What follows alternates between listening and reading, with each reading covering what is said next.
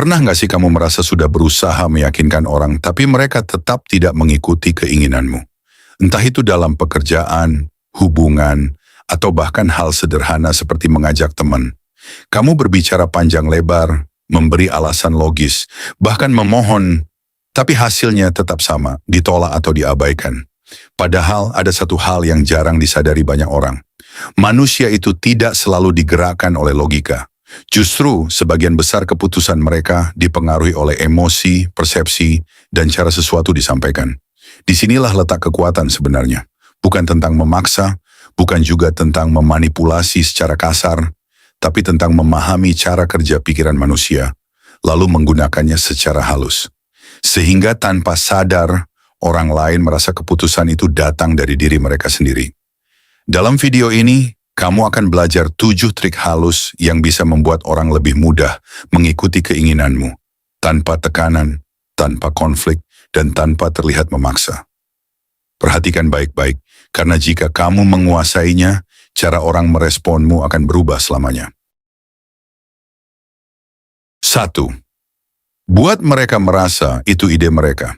Salah satu kesalahan paling umum yang sering dilakukan orang ketika ingin mempengaruhi orang lain adalah terlalu terlihat ingin mengontrol. Mereka langsung mengatakan, lakukan ini. Kamu harus begini. Ini yang paling benar. Dan tanpa sadar, kalimat seperti itu justru memicu satu reaksi alami dalam diri manusia, penolakan. Kenapa? Karena pada dasarnya, manusia tidak suka diperintah.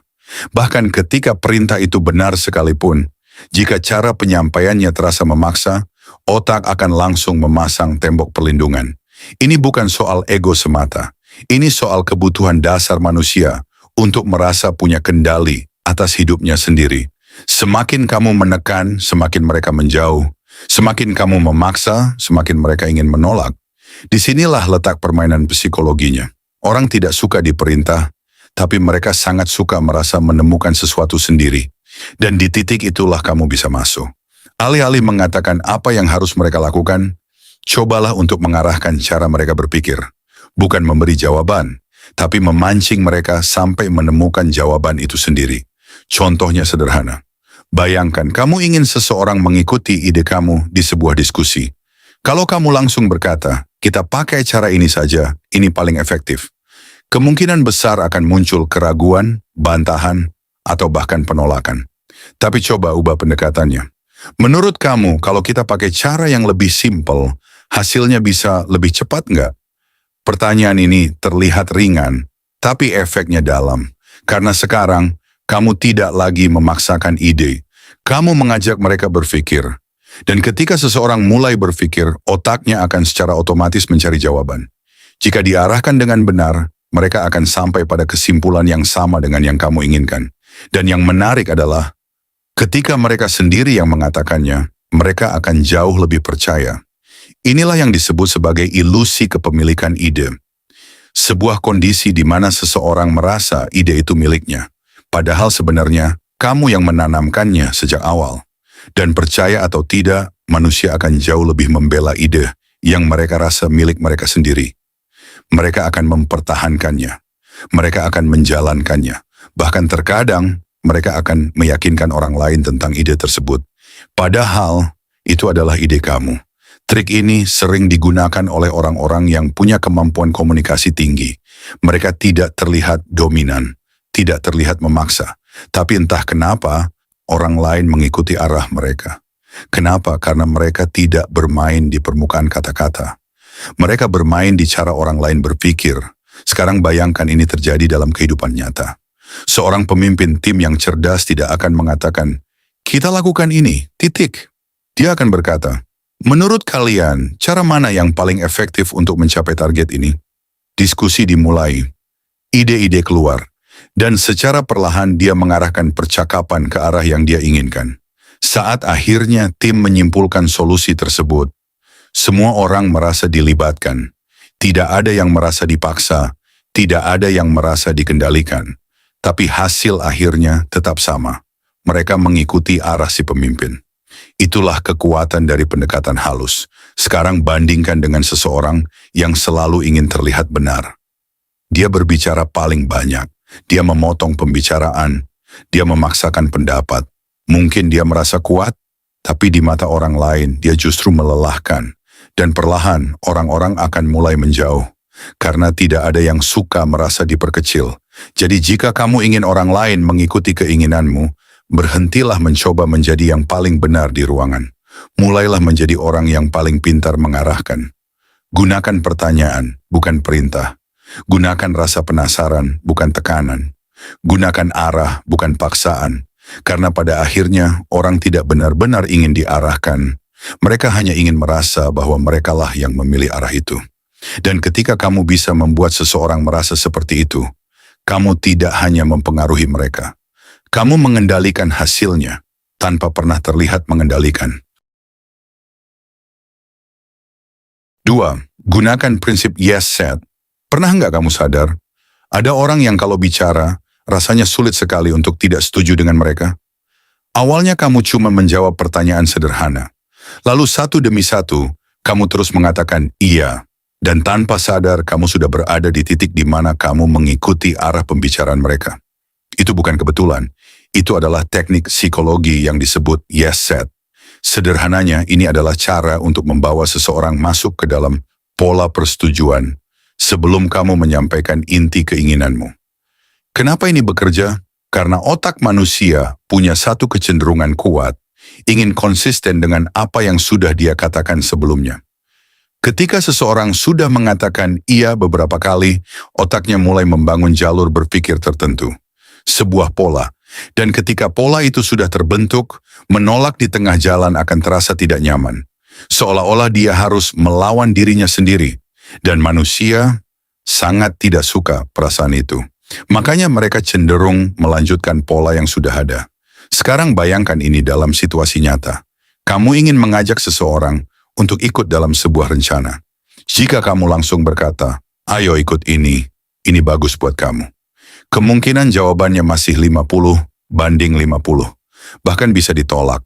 Tapi kalau kamu mulai dengan pendekatan berbeda, kamu lagi pengen sesuatu yang lebih praktis kan? Iya.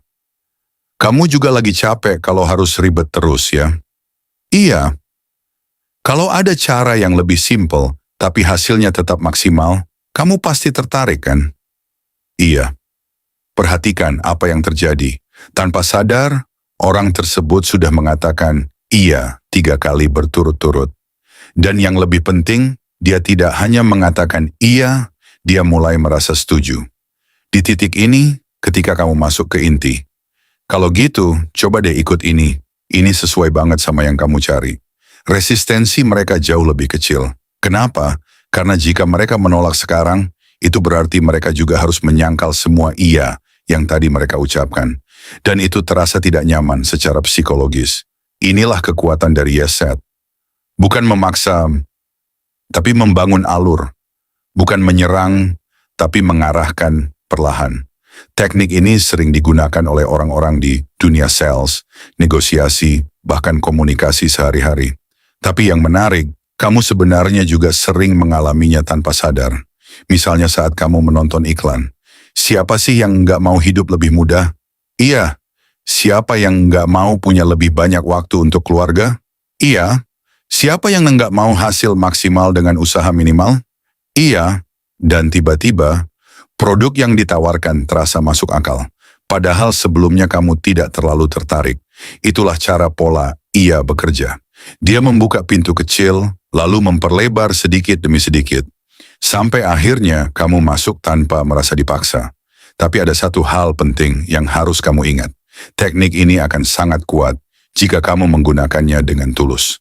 Kalau kamu hanya asal menembakkan pertanyaan iya tanpa arah yang jelas, orang akan mulai merasa aneh. Bahkan bisa merasa dimanipulasi. Kuncinya bukan pada jumlah iya, tapi pada alur yang masuk akal.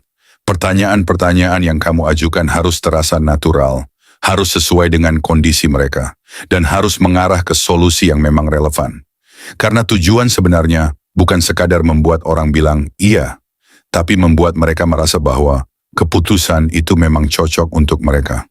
Sekarang bayangkan kamu menguasai teknik ini. Dalam percakapan sehari-hari kamu bisa lebih mudah meyakinkan orang, lebih cepat mendapatkan persetujuan, mengurangi penolakan tanpa harus berdebat, dan yang paling penting, kamu tidak perlu terlihat memaksa, karena semua terasa mengalir. Satu iya kecil, diikuti iya berikutnya, hingga akhirnya mereka sampai pada keputusan besar, dan semuanya terasa seperti pilihan mereka sendiri. Jadi mulai sekarang, jangan terburu-buru langsung ke tujuan. Bangun dulu jalannya, ciptakan pola, arahkan perlahan, dan biarkan mereka berjalan bersamamu. Karena dalam banyak situasi, kemenangan bukan milik orang yang paling keras berbicara, tapi milik orang yang paling halus mengarahkan arah pembicaraan. 3. Gunakan kekuatan emosi, bukan logika. Banyak orang percaya bahwa untuk meyakinkan seseorang, yang dibutuhkan hanyalah logika yang kuat. Mereka menyusun data, mereka menyiapkan alasan, mereka menjelaskan panjang lebar dengan harapan, orang lain akan langsung mengerti dan setuju. Tapi kenyataannya sering berbeda. Semakin kamu menjelaskan, semakin orang terlihat ragu. Semakin kamu menekankan logika, semakin mereka menjauh. Kenapa bisa begitu? Karena ada satu fakta sederhana yang sering diabaikan. Manusia tidak mengambil keputusan dengan logika. Mereka mengambil keputusan dengan emosi, lalu membenarkannya dengan logika. Ini adalah kunci penting yang mengubah segalanya. Kalau kamu hanya berbicara pada logika, kamu hanya menyentuh permukaan. Tapi kalau kamu menyentuh emosi, kamu masuk ke dalam. Bayangkan dua cara ini. Cara pertama, ini lebih efisien, hemat waktu, dan hasilnya lebih optimal. Secara logika ini benar, tapi terasa datar. Sekarang bandingkan dengan cara kedua. Bayangkan kalau kamu bisa menyelesaikan semua ini lebih cepat, tanpa tekanan, tanpa stres, dan kamu punya waktu lebih untuk hal-hal yang benar-benar kamu nikmati. Perhatikan perbedaannya.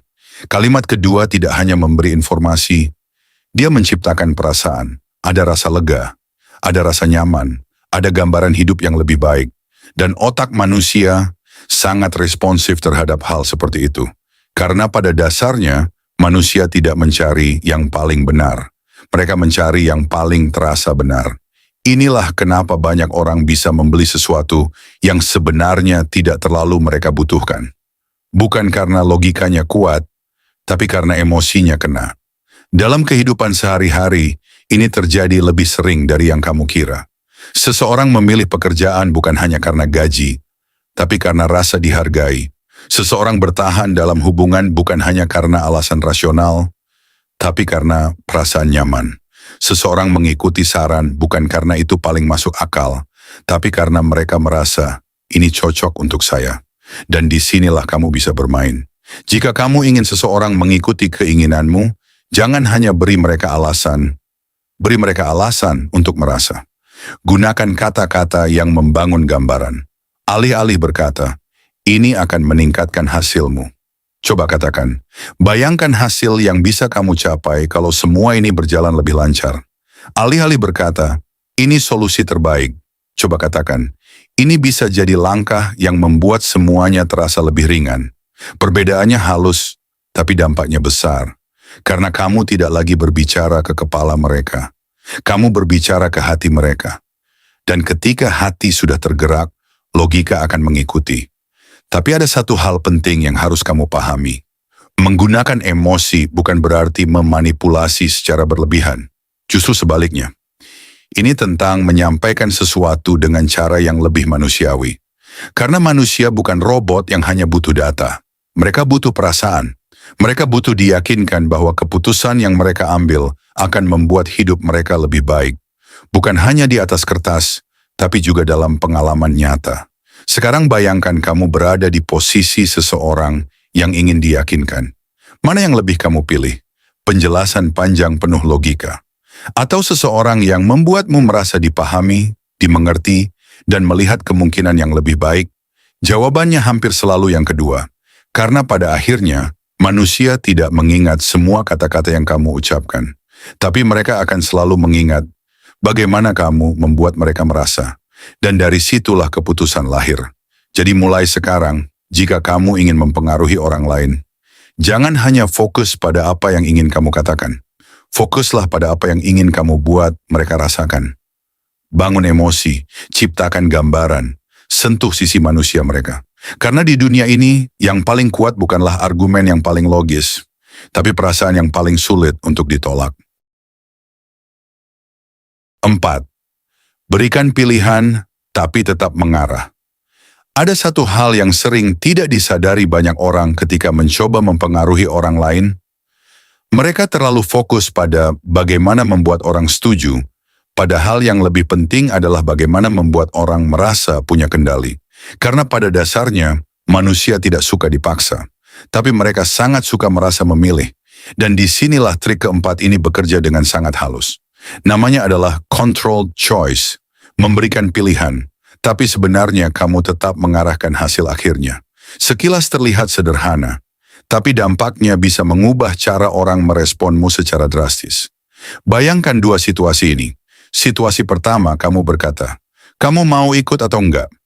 Pertanyaan ini terlihat normal, tapi sebenarnya kamu membuka pintu besar untuk penolakan. Karena ada satu opsi yang sangat mudah dipilih. Tidak. Sekarang ubah sedikit saja. Kamu mau ikut sekarang atau nanti sore? Perhatikan perbedaannya. Di sini orang tersebut tetap merasa punya pilihan, tapi kedua pilihan itu mengarah ke hasil yang sama.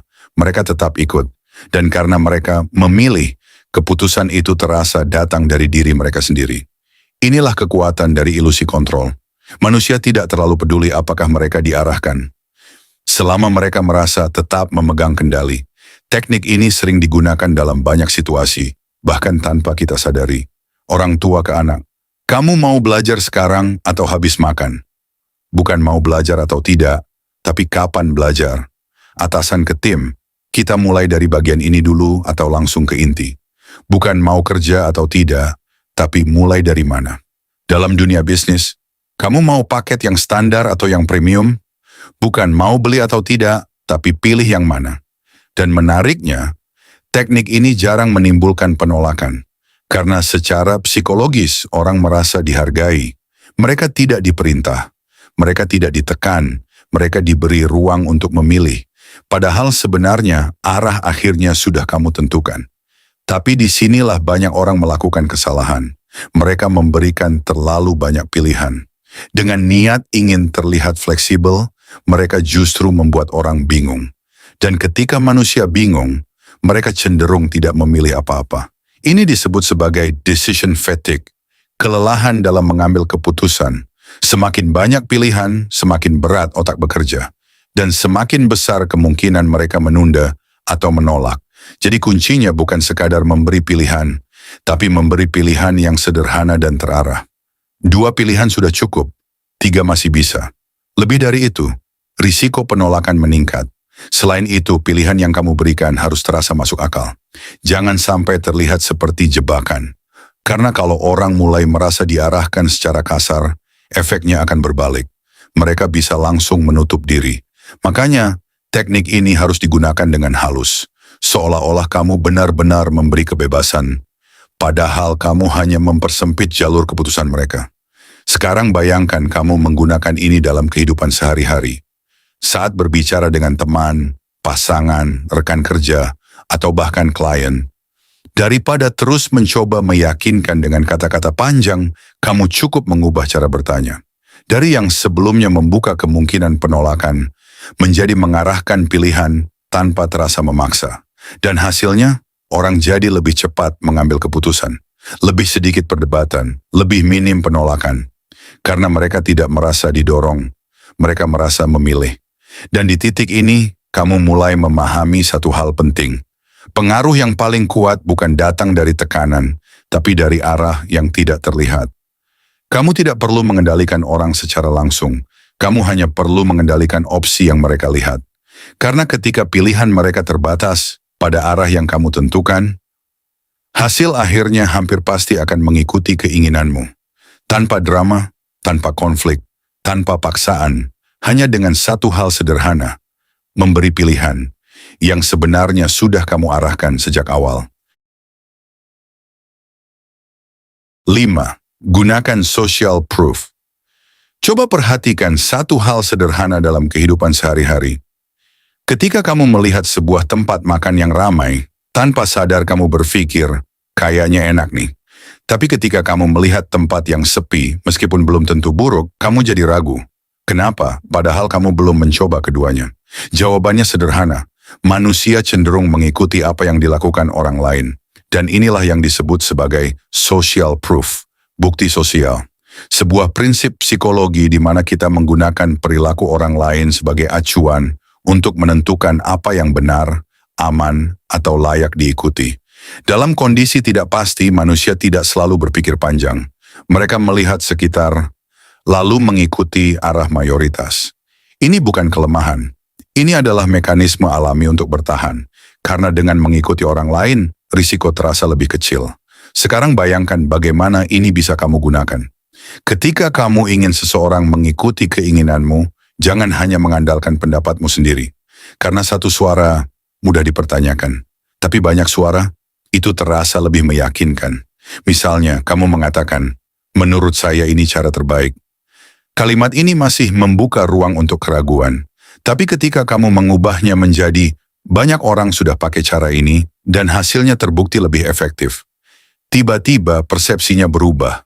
Sekarang itu bukan lagi sekadar pendapat pribadi, tapi sesuatu yang sudah divalidasi oleh orang lain. Dan secara tidak sadar, orang yang kamu ajak bicara akan berpikir, kalau banyak orang sudah melakukannya, mungkin ini memang pilihan yang tepat. Inilah kekuatan social proof. Dia mengurangi rasa takut. Dia menurunkan keraguan. Dan yang paling penting, dia membuat keputusan terasa lebih aman. Dalam dunia nyata, teknik ini digunakan di mana-mana. Review produk, rating 4,9 dari 10.000 pengguna. Testimoni, saya sudah coba dan hasilnya luar biasa. Tren, semua orang lagi pakai ini. Semua itu bukan kebetulan. Itu dirancang untuk memicu satu pikiran sederhana. Kalau orang lain percaya, mungkin saya juga bisa percaya.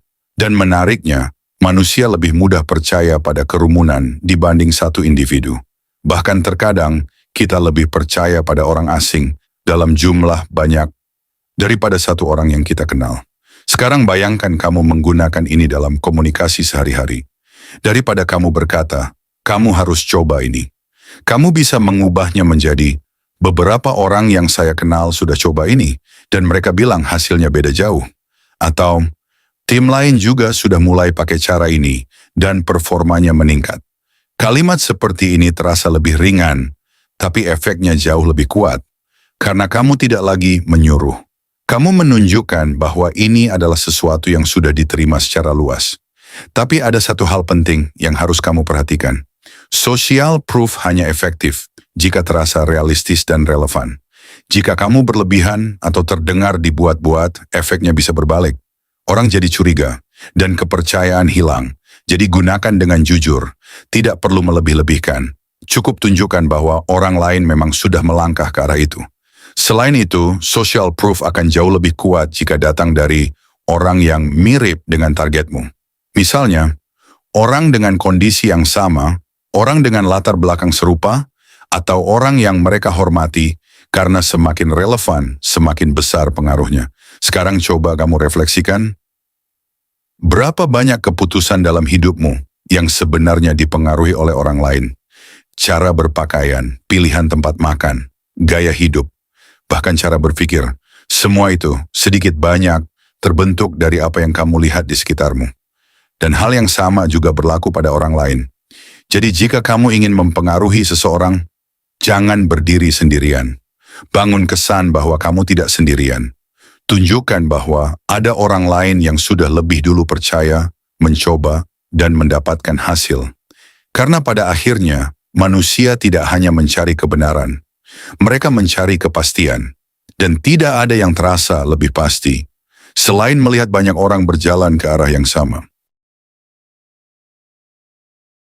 6. Bangun kedekatan, rapport, terlebih dahulu.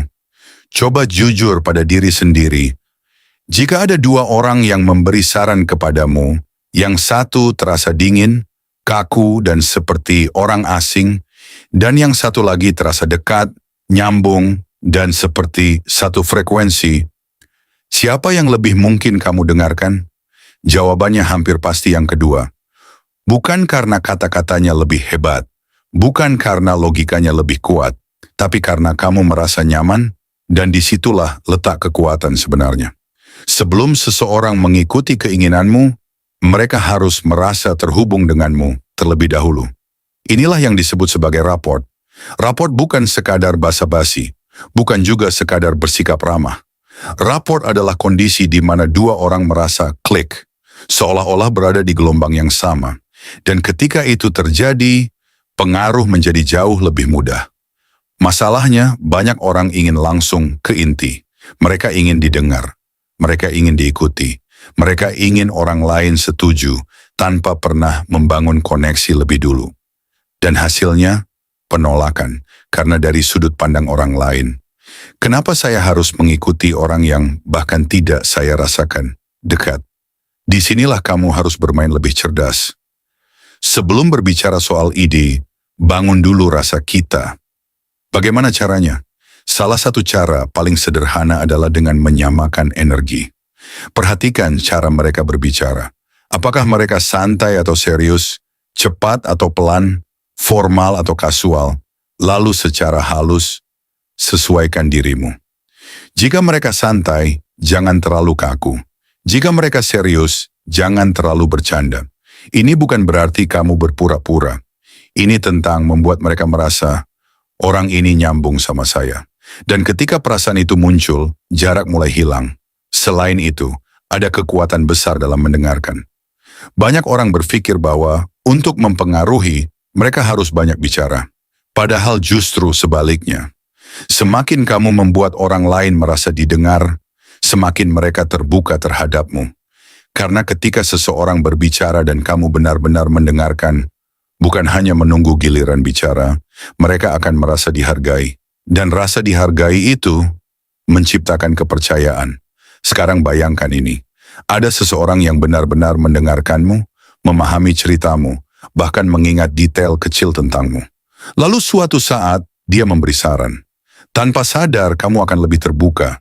Bukan karena sarannya luar biasa, tapi karena kamu percaya pada orangnya. Dan disinilah banyak orang gagal paham. Mereka fokus pada apa yang harus dikatakan, padahal yang lebih penting adalah siapa yang mengatakan. Karena dalam banyak kasus, orang tidak mengikuti ide, mereka mengikuti orang di balik ide tersebut. Selain mendengarkan, kamu juga bisa membangun rapport dengan empati. Bukan sekadar berkata, saya mengerti, tapi benar-benar menunjukkan bahwa kamu memahami perasaan mereka. Misalnya, masuk akal sih kalau kamu merasa ragu. Posisi kamu juga nggak mudah. Kalimat seperti ini sederhana, tapi efeknya dalam karena kamu tidak langsung mengarahkan, kamu tidak langsung mengoreksi, kamu masuk dulu ke dunia mereka. Dan ketika seseorang merasa dipahami, mereka akan menurunkan pertahanan. Di titik ini, komunikasi jadi jauh lebih terbuka. Sekarang bayangkan kamu mencoba mempengaruhi seseorang tanpa raport. Apa yang terjadi? Mereka akan menganalisis kata-katamu. Mereka akan mencari celah, mereka akan menjaga jarak, tapi ketika rapport sudah terbentuk, mereka tidak lagi fokus pada apa yang kamu katakan, mereka fokus pada bagaimana mereka merasa terhadapmu. Dan jika perasaannya positif, pengaruhmu akan mengalir dengan sendirinya. Ini seperti membuka pintu sebelum masuk. Tanpa rapport, pintu tertutup. Dengan rapport, pintu terbuka lebar, dan kamu tidak perlu memaksa untuk masuk. Jadi mulai sekarang, ubah cara kamu berinteraksi. Jangan langsung ingin didengar. Jangan langsung ingin diikuti. Bangun koneksi dulu. Samakan frekuensi. Dengarkan dengan tulus. Tunjukkan empati. Karena ketika seseorang sudah merasa dekat denganmu, kamu tidak perlu lagi berusaha keras untuk meyakinkan mereka. Mereka akan mendengarkan. Mereka akan percaya.